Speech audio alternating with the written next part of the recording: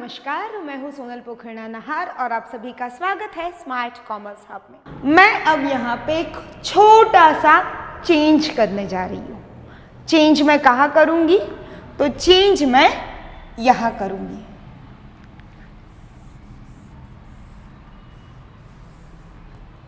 And I will write here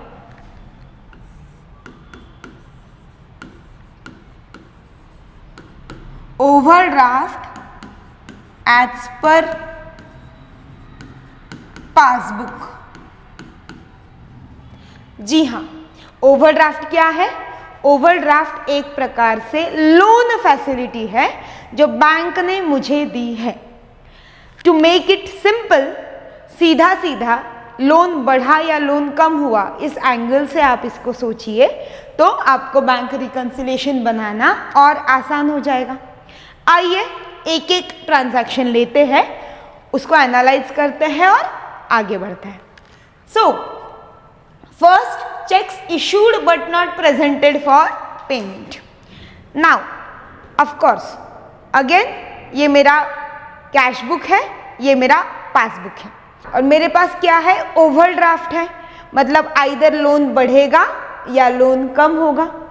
now first transaction is check issued but not presented for payment. और उसी के साथ एक और चीज भी याद रखिएगा कि हम लोगों को चेंजेस पासबुक में करने हैं। We have overdraft as per passbook. So आइए बात करते हैं। मैंने 2000 रुपीज के चेक्स इशू किए। दैट मीन्स जब मैंने चेक्स इशू किए तो मैंने कैश बुक में ओवरड्राफ्ट बढ़ा दिया। चेक इशू होंगे तो बैंक अकाउंट में से पैसा जाएगा, बैंक को आपके बिहाफ पर पैसे देने होंगे, ऑटोमेटिकली आपका लोन बढ़ जाएगा। तो मैंने कैश बुक में लोन 2000 रुपीज से बढ़ा दिया, लेकिन पासबुक में बढ़ा क्या? नहीं बढ़ा, बिकॉज वो चेक अभी तक क्लियर नहीं हुए हैं। चेंजेस हम लोग पासबुक में कर रहे हैं। So to match I will add, तो मैं ऐड कर दूंगी cheques issued but not presented for payment 2000।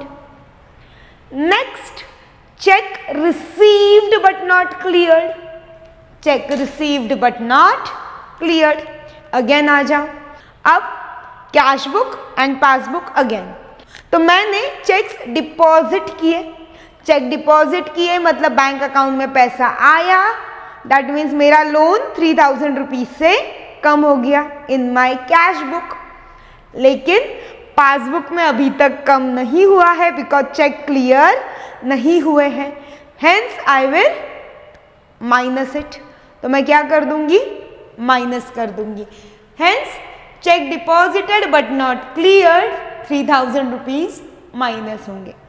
This means के balance as per cash book and overdraft as per passbook के केस में हम लोग सिमिलर ट्रीटमेंट देंगे। हम लोग ट्रांजैक्शन को सेम तरीके से ट्रीट करेंगे। सो आगे अब हम बात करेंगे amount directly deposited into bank. Again आ जा, 1000 रुपीज डायरेक्टली डिपॉजिट हुए हैं, यानी मेरे पासबुक में 1000 रुपीज से ओवरड्राफ्ट कम हो चुका है, कैश बुक में कम नहीं हुआ। मैच करना है, I am making changes in passbook, hence I will add it. तो 1000 रुपीज ऐड हो गए। इसका opposite, bank charges directly debited to my account. मेरे अकाउंट में से बैंक चार्जेस डायरेक्टली माइनस हुए। ओके, पासबुक में मेरा ओवरड्राफ्ट बढ़ गया। मैम क्यों बढ़ा? बैंक चार्जेस है, हमारे अकाउंट से पैसे निकाले गए हैं, leading to increase in loan. So passbook में ओवरड्राफ्ट बढ़ गया लेकिन कैश बुक में ओवरड्राफ्ट नहीं बढ़ा। So I will reduce it, मैं उसे माइनस कर दूंगी।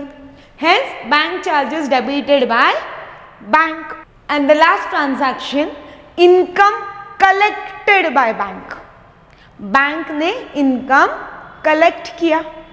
नाउ जैसे ही इनकम कलेक्ट हुआ मेरे पासबुक में से मेरा ओवरड्राफ्ट कम हो गया, कैश बुक में नहीं हो पाया, hence add because we are making changes in passbook.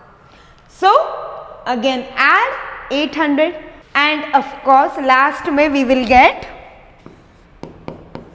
overdraft as per cash book. Overdraft as per cash book.